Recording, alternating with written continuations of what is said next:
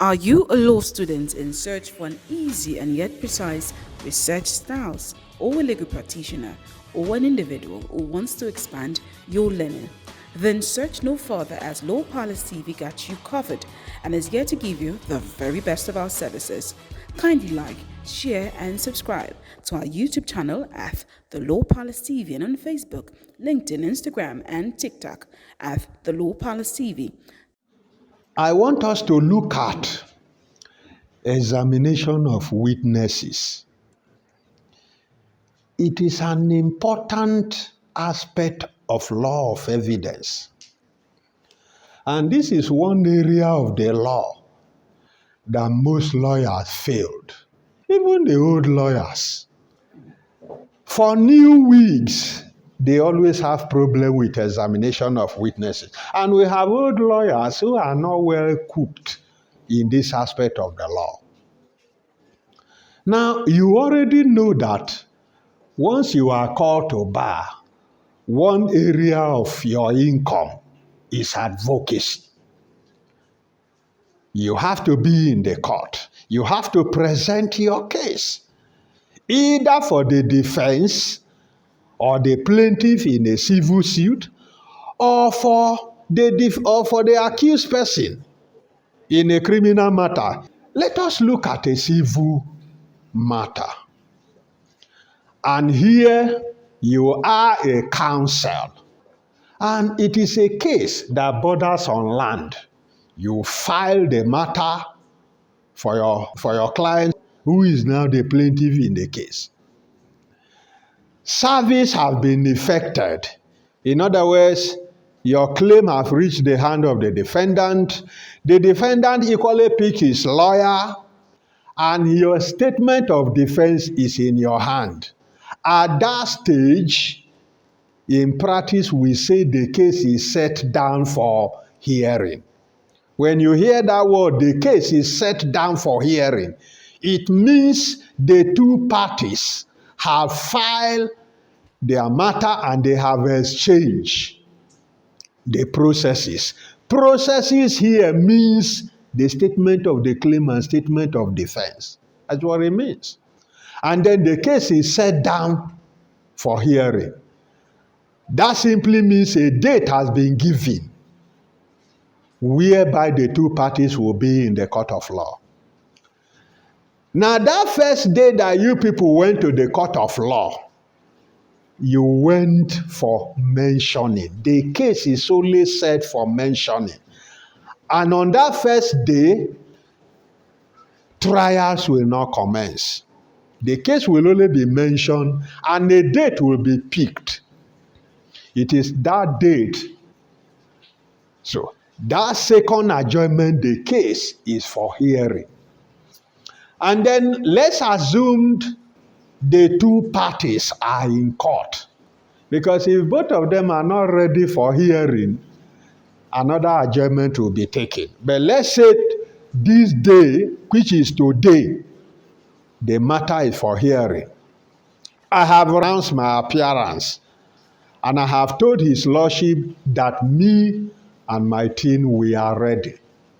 The defense team have rise, announced their appearance, and they are ready for hearing.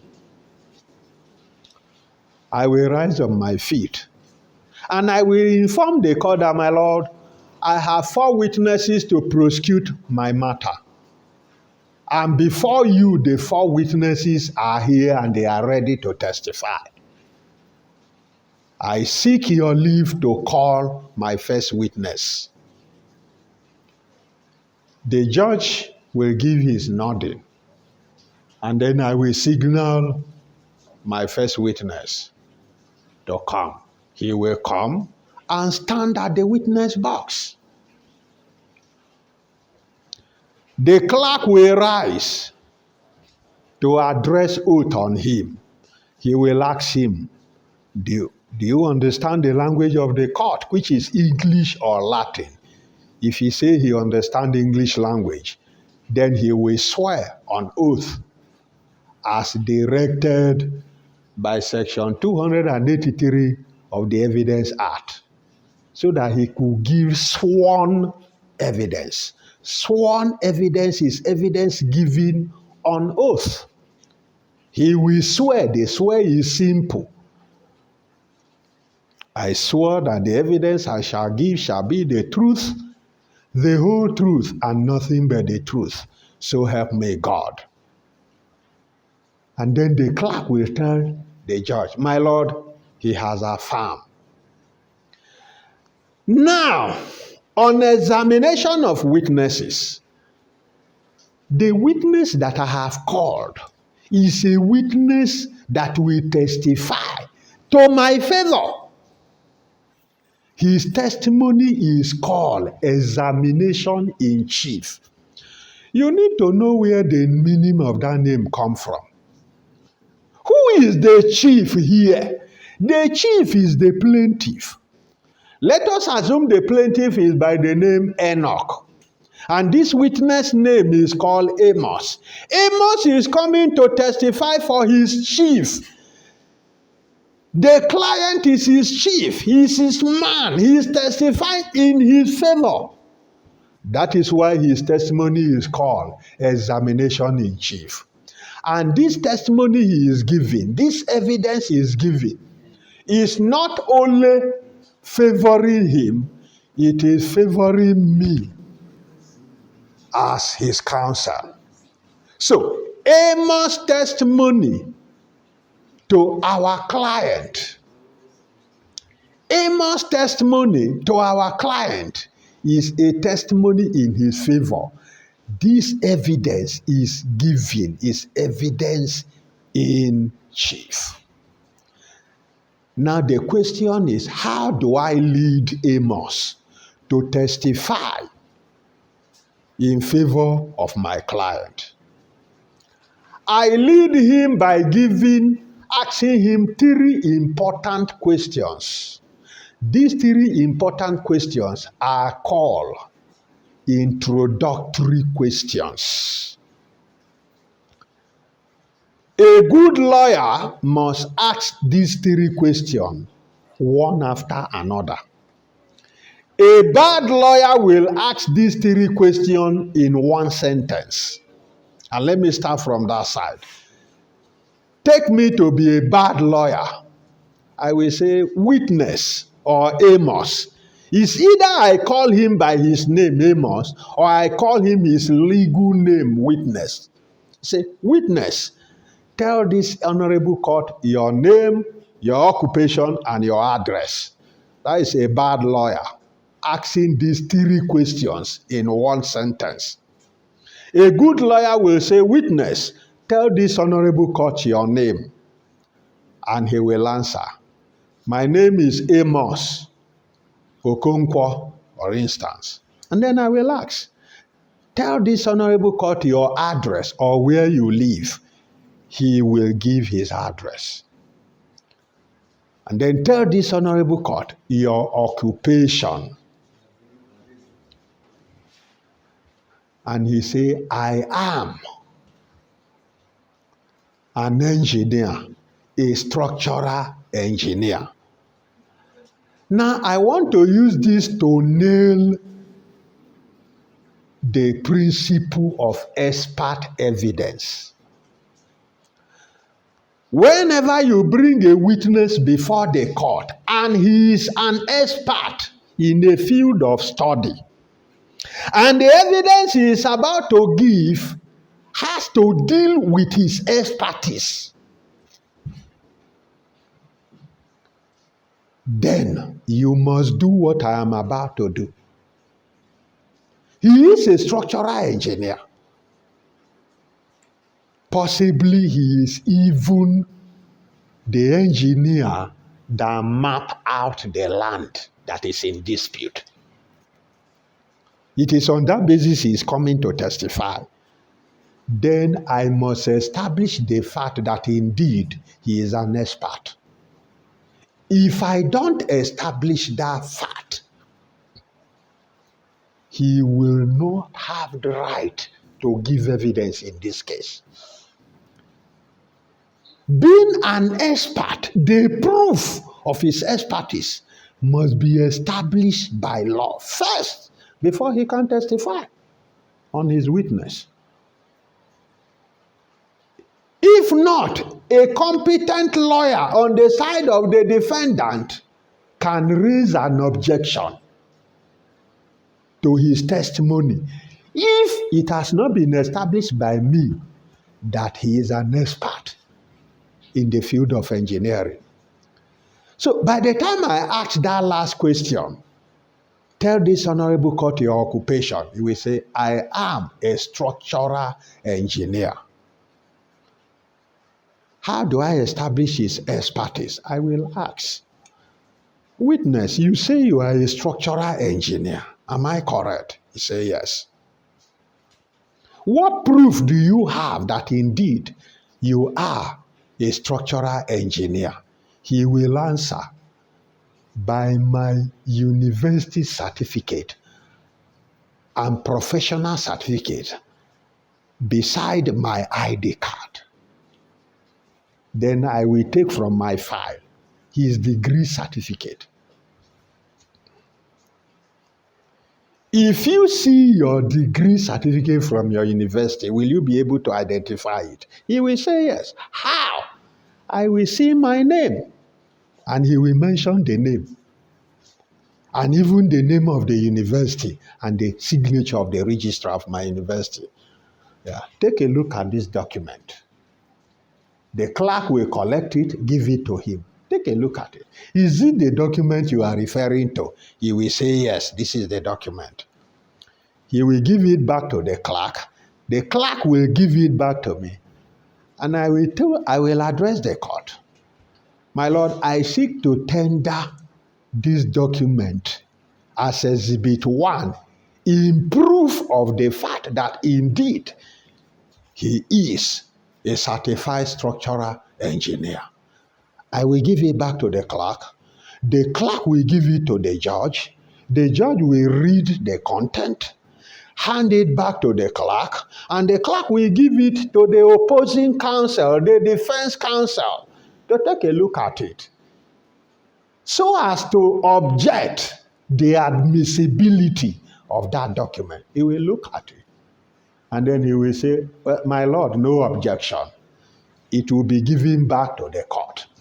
And then the judge will say, I hereby admit this exhibit as Exhibit A in this matter. And I will move on. I will take his professional ID card. Take a look at this ID card. They will give it to him. Is it the ID card that you are making reference to, revealing your professional expertise? He will say yes. The same way we did to the document, it will be done vice versa. It will be given to the judge, from the judge to the opposing counsel, no objection, and then it will be admitted in evidence. Then I will inform the court that indeed my witness has proven to be a structural engineer. Having laid that back, I now put a question to him to tender evidence. My next question is, cast your mind back to so day and tell this court what you know about this case. Now let me go back a little. The first 3 introductory questions you can ask your witness in an open question or in a closed question, or what we call a leading questions. Because in extracting evidence from your witness, you extract evidence by way of questions. And the question could either be an open question or a closed question. Another name for closed question is a leading question. A leading question or a closed question is a question that suggests a yes or no answer. For instance, your name is Barrister Samson Owecho Ukpoju. Am I correct? That is a leading question. And I'm going to say, yes, you are correct. But when you say, tell me your name, that is an open question. An open question is a question that suggests any answer. Any answer at all. That is what an open question. I could tell you that my name is Felicia Mercy Okonkwo. You say, well, he said that is his name. So that is what an open question is. Now, the first three introductory questions, a lawyer is permitted by rule of evidence to use either an open question or a closed question to ask it. That is when you are leading your witness in chief. It is only those first three questions that you are authorized by law of evidence, by procedure of case before the court of law to ask leading questions. You see, I am emphasizing because last year I met one advocate in the court of law, and the first three questions I asked a leading question. That advocate raised objection. It will shock you to know that he senior me at the bar. And when he raised objection, both the court and myself and all the other counsel, we laugh.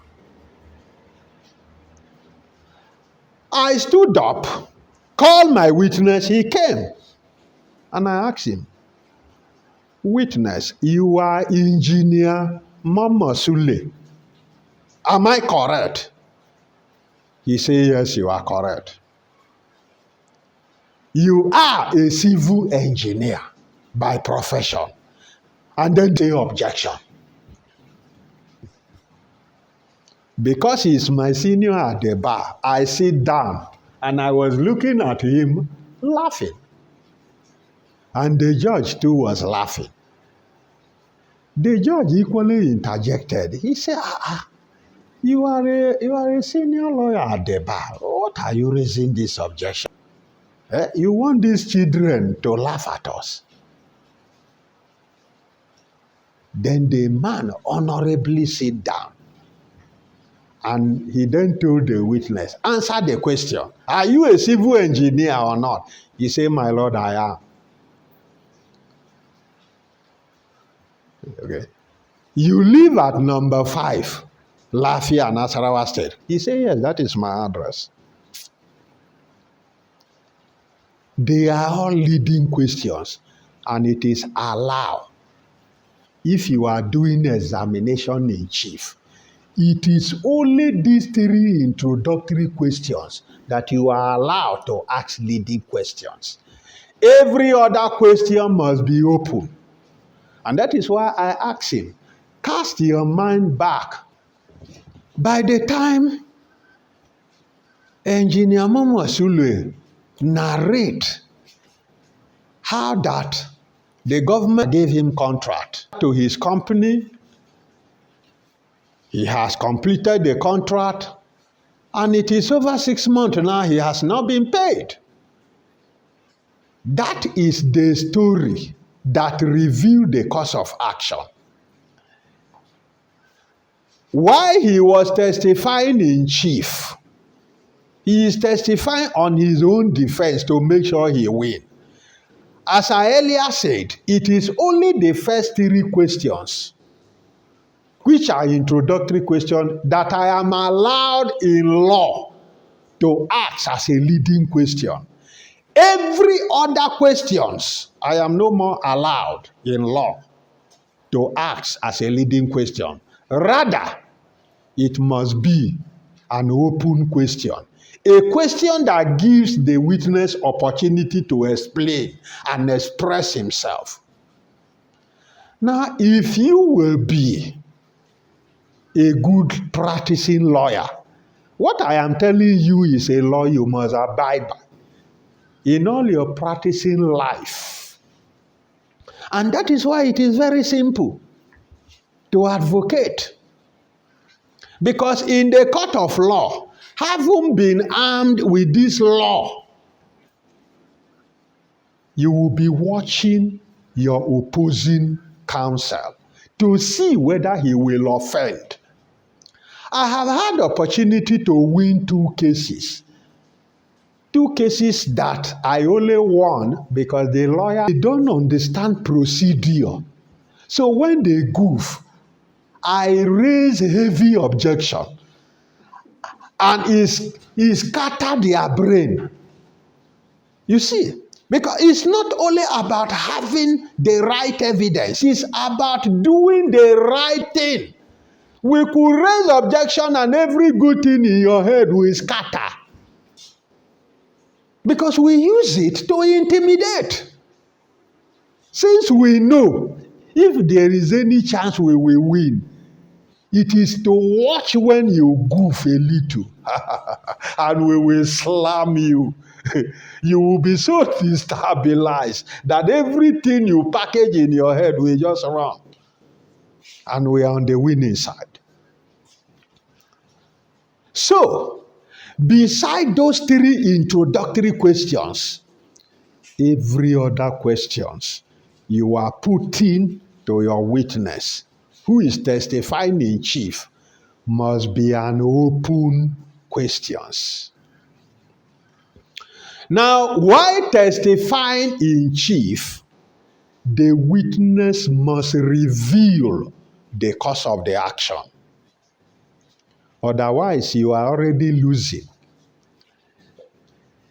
The witness, in narrating the story, he must reveal what the defendant did, which is why it is in the court. It must reveal by his testimony the course of action. If he does not reveal the course of action, you are giving opportunity to the defendant to file for a no case submission.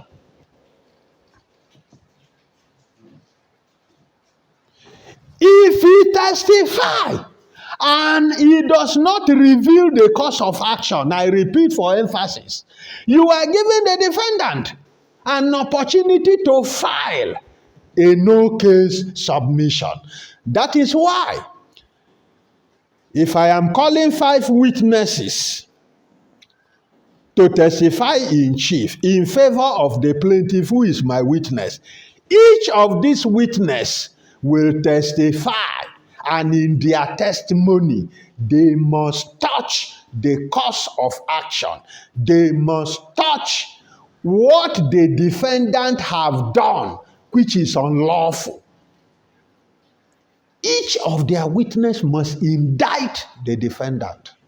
Remember, the plaintiff counsel and his team must finish giving all their evidence first before the judge will allow the defendant to open his defense. The time he has given evidence in our favor, I will rise as a lawyer, because after all his testimony, I will ask him, do you still have any other thing to tell the court? He will answer no. I will tell the court, my lord, this will be all from this witness for now. And then I will take my seat. Then the defense counsel will rise, because he knew, as a sound lawyer, once I take my seat, you don't need to wait for the judge to say defense. Rise on your seat. The judge will know that this one is not half-baked. And I am not teaching a lawyer that should be half-baked. Once he sits, stand up. The judge will know that this one knows his onions. Because the next question is defense, any cross-examination. And while you are on your seat, you will say, yes, there is. Even if there is none, you will say, no, my lord, no cross-examination. But it is wise you say, my Lord, no cross-examination for now. Because as a wise senior lawyer, when you know that the witness have been paid to lie in the court, don't cross-examine him that day. Wait for months. Lord Denny said, there is no master liar. And believe you me, lie today. In the next 1 month, if we ask you, you will not be able to repeat that same lie, the same way you lie today. So as time passes, your lie will be made known. So when as a lawyer you knew this witness has been paid, make no foolish mistake to cross-examine him that day. Because he just lied a moment ago. So to deceive him will be difficult. Tell my Lord, no cross-examination for now. And then after 3 months, tell the court, I want to cross-examine this witness today. It is allowed. And then you start bombing him. Remember the essence of cross-examination.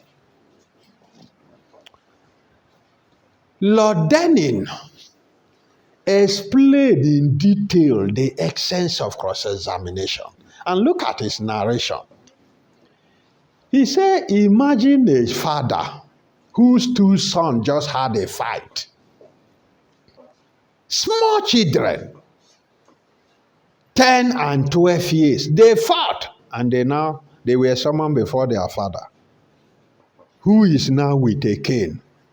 He asked the first child, what happened? That one will speak to do what? Defend himself. He will ask the junior, what happened? Junior will speak to defend himself. And then Lord Denning said, if children, as small as they are, for fear of Cain, they will tell all their lies to make sure their parents found them worthy not to be a troublemaker, let alone the court of law with 2 full-blown adults who knows the consequence of what will happen. Hence, the 2 parties should not be believed in. Rather, let it be their witness. And by the time they come under the fire of cross-examination, the truth will always be revealed. Because in examination in chief, every witness will give the perfect lie to make sure their witness win. And that is why the essence of cross-examination is to discredit or to destroy the evidence of the witness. Because by the time you destroy it, his evidence becomes zero at law. So the truth of every case is always revealed under cross-examination. A good lawyer must ask leading questions only. By the time you give opportunity to the witness to explain, you will not be able to catch his lies. So it is under cross-examination. My client was charged for rape in Kano, 2016. Of course, it is a trump-up charge. A trump-up charge is an offense they label against you when you didn't commit it. He was charged to court. Of course, I did all I could to grant him bail. They refused. He used to leave prison to come to court. They paid the girl and hear her testimony in chief. The young man and his gang stopped their vehicle at a broad daylight took her to bush and raped her, knowing fully well she was fully paid. I didn't examine her that day. It was 6 months after I summoned her, they brought her before the court. And I look at my client, his name is Clement, and I use psychology on the girl. Her name is Aisha. I say, hi, Clement, you are a very wicked boy. How could you rape this fine angel? And I turned to Aisha. I said, I know that day will be the worst day of your life. Is it not so? She said, yes, it was. I said, and from your look, the night that incident of rape took place could probably be the first time you ever had an intercourse. He said, oh, Oga lawyer. I'm quoting her. You are right. I have never known a man. Oh. I look at the prosecutor, who is a senior state counsel, and I say, ooh, in the court.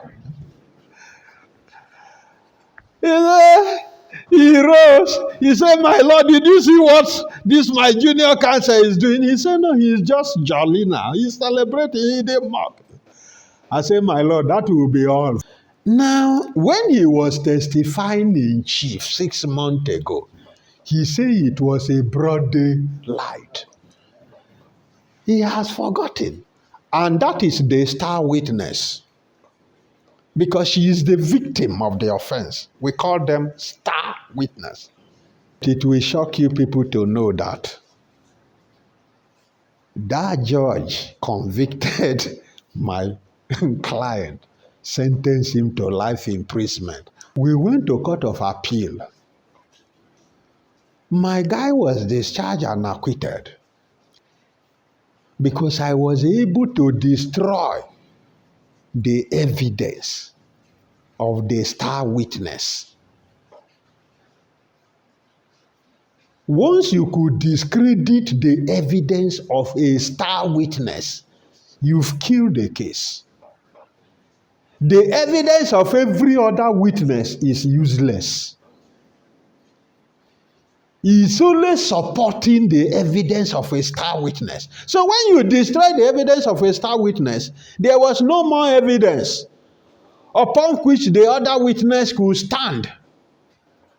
Remember, Lord Denning, you cannot place something on nothing and expect it to stand. By that discrediting that I have done to her witness, at law, she was not actually raped. That's the meaning. Because if truly you were raped in the afternoon, even in your dream, if we ask you, in your dream, that night they rape you, you will not allow us to land. It's not night, it's not light, lawyer.